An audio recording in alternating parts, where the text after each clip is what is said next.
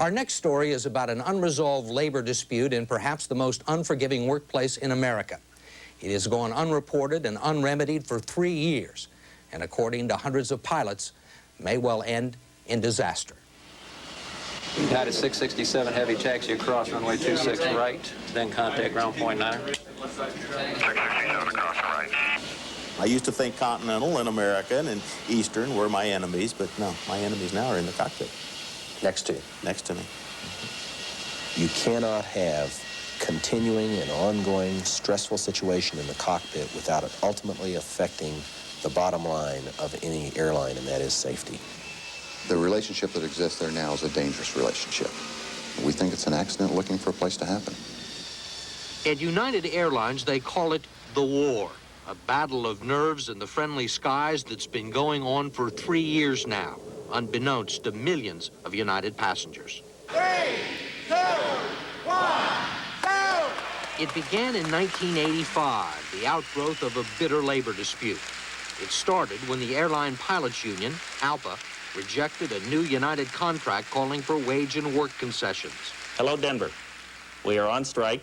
Shut the airline down, put out the pickets. But ALPA did not shut United down, at least not completely. The airline went out and hired 300 new pilots as strike breakers, guaranteeing them jobs at top dollar once the strike ended. In addition, several hundred United pilots defied ALPA and went to work. When the strike ended after 29 days, the airline had two distinct groups of pilots, union members and those who crossed the picket line, bitter enemies working together in the same cockpit. What are your feelings and the feelings of other ALPA pilots towards those people that crossed the picket line? Yeah, just like any other group that would betray the principles for which the piloting profession stands. We work with them in the cockpits. We maintain a professional relationship with them, but they are not part of the brotherhood.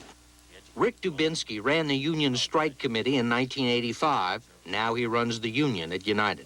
You ask why we feel the way we feel towards those that tried to replace us or crossed our picket lines. They aided and abetted that process and eagerly participated in it.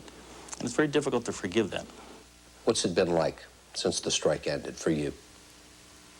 Well, there's a tremendous amount of ostracism, a tremendous amount of hatred. Dave Miller, a United captain, has been with the airline for 23 years. He was one of the 250 pilots who crossed the picket line. Does it carry over into the cockpit? Sure, sure. Does it affect performance? It has to, yes, because we're not working together. Is it dangerous? Yes, yes, because my energies in flying that airplane are divided towards a certain percentage in learning how to deal with these people. It's a mind game. United 216, monitor tower 119.5, keep moving up to the green line, please. The pilots who worked during the strike charge a hardcore band of union members with everything from simple harassment to sabotage in the cockpit. The allegations include refusing to shake hands, the theft of flight bags and flight instructions, food tampering to make people sick, and occasionally violations of federal law. These things occur on a daily basis. They happened yesterday, they're probably happening right now, and they'll probably happen tomorrow. United co-pilot Skip Kleinfelder was hired away from Continental during the strike. Like other United pilots who crossed the picket line, he's no longer considered an active member of ALPA. We've had pilots who have been approaching an altitude, and for some reason or another, the altitude warning that tells us when we're approaching altitude did not go off. The ALPA crew member allowed the working crew member, as I call him, to go through an altitude, to bust an altitude. Is busting altitudes dangerous? Extremely dangerous. There may be 100, 200 airplanes within a 40 or 50 mile space of O'Hare at one time. And if you bust an altitude and the guy above you busts an altitude, you're going up and he's coming down, it could have disastrous results, and has had disastrous results.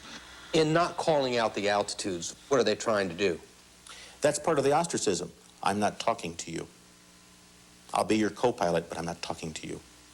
You tell me what to do and I'll do it, but I won't do anything on my own. Are they hoping that maybe you'll miss it, that you'll bust an altitude and get in trouble? I can't answer that question. I would like to think that somebody would say something before too much damage occurred in a cockpit, and meaning off of an altitude or off of a route. But I have intentionally put wrong courses in my instruments just to see if the person was watching what I was doing, which is his job. And I have watched his eyes as he glances to my instruments to see if I'm set up right. He knows I'm set up wrong, but he chooses not to say anything. That's what I'm saying. I've played. And he's just let you go ahead with it. He's let me go ahead with it. When you talk about how much safety is compromised with what I've described, probably not a whole lot. But the safety there is the fact that you've got somebody who's really not a flying partner. I'm flying solo. Engine failure? Engine fire. We have an engine fire showing at number 3. And it is not producing thrust. Okay, will you back The me up? cockpit of a commercial airliner is one of the most private and complex workplaces in America.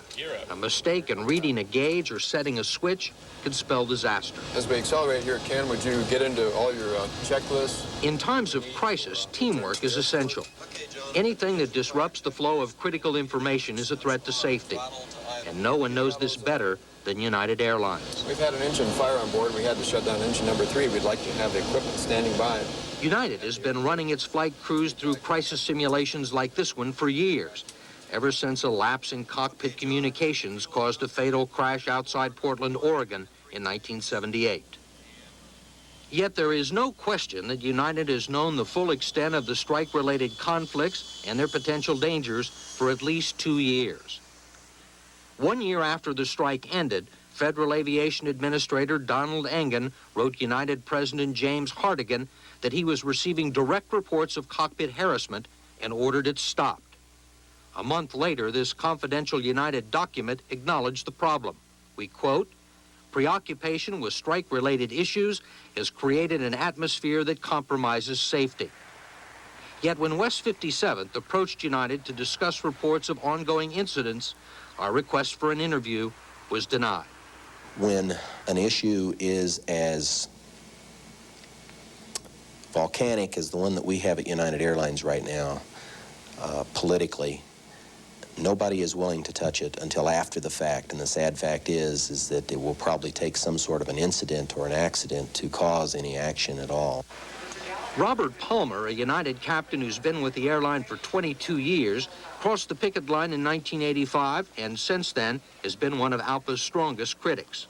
Palmer says United has written memos and held meetings about the problem, but has been unwilling to take on union pilots. There are certainly instances of pilots who were caught red-handed by United committing acts of harassment, which United has failed to prosecute or follow through on simply because they just don't want to have the problem of a union confrontation at this time. Neither, apparently, does the FAA. One high-ranking government official who has witnessed the strife at United called the issue a hot potato. United pilots who worked through the strike lay the problem at the union's doorstep, saying ALPA has condoned, if not encouraged, the harassment. They say that 3 years after the strike, they're ostracized, the other people won't shake hands with them, they won't talk or communicate in the cockpit, and that the emotion and bad feelings from the strike is still going on, in fact, jeopardizing flight safety. I don't know if, in fact, it is as widespread as you indicate, but I would just ask you a simple question. If another reporter attempted to take your job and destroy your livelihood and your family and everything that your profession represents, it would take you a long time to forgive that action. And that's what happened over here. I would agree with you that I might be upset if someone tried to take my job, but there is a famous saying in this business that in the end it's only television. But up there you're talking about hundreds of people's lives. Yes. Again, as I indicated, in the cockpit, I don't think you will find a record of this sort of activity taking place for the last year and a half. I would never call anybody a liar, but I would certainly not be opposed under oath to confronting any ALPA spokesman or leader and testifying to the fact that this harassment is ongoing. There are many instances of it that the company has documented up until this very day. There is no question it is ongoing. Does this happen every time you go out? No, it doesn't happen every time I go out, but every time I go out, I don't fly with an ALPA member either. And with many of the ALPA members, probably 80% of the ALPA members that I fly with, it never happens. I know other aviators who it happens to routinely. I mean, probably once every 5 times they fly. Again, I don't have specifics on that, but it happens far too often. And even once is too often. There's no ostracism in the cockpit.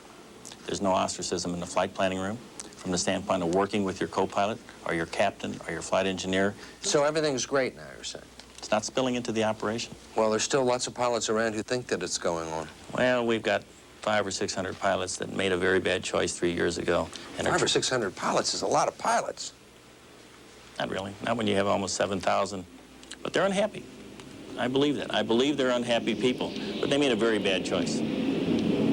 And maybe they're just unhappy with themselves because they have to look in the mirror at themselves every day. They probably don't like what they see. I stand tall when I look in the mirror. So do the rest of the pilots that didn't go to work that day. United Airlines, Flight 225, service to Chicago. That truck driver, that taxi cab driver, that waitress, she can bring her politics to work. And probably, more than likely, nobody's going to be hurt because of those. A professional aviator cannot do that. When he leaves his house in the morning, he has to close the gate behind him, and that's where the politics belong. They don't belong in the cockpit of a commercial airliner. A spokesman from United told us last week that the airline considers this a labor problem, that it's the union harassing certain pilots, not the company, and that United doesn't want to get involved. Pilot groups have tried repeatedly to get the FAA interested. The last registered letter to the government in April went unanswered.